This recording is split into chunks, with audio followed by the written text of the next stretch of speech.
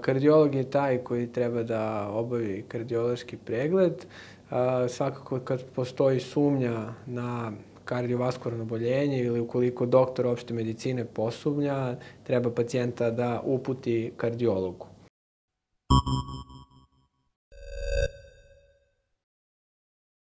Pacijent treba da se javi kardiologu ukoliko ima simptome, bolove u grudima, umiru, naporu, zamaranje, gušenje, lupanje ili preskakanje srca, vrtoglavice, omaglice, gubitke svesti ili ukoliko mu otiču noge.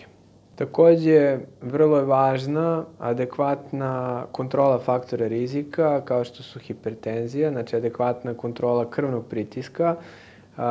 Ukoliko postoji neregulisana tenzija, da se uvede terapija i da se isprati taj efekat terapije.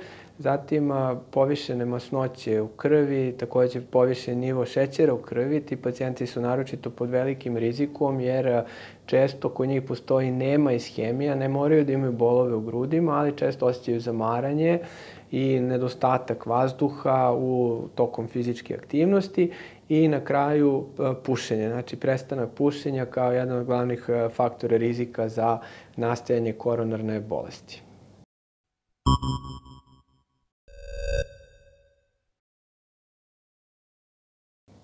Kardiološki pregled se sastoji od anamneze, odnosno podataka o kliničnim smetnjama i simptomima koje pacijent ima, zatim fizikalnog pregleda, auskultacija, merenje krvnog pritiska, zatim EKG i ukoliko je potrebno ultrazvuk srca kao jedan od višeg nivoa pregleda kardiološkog.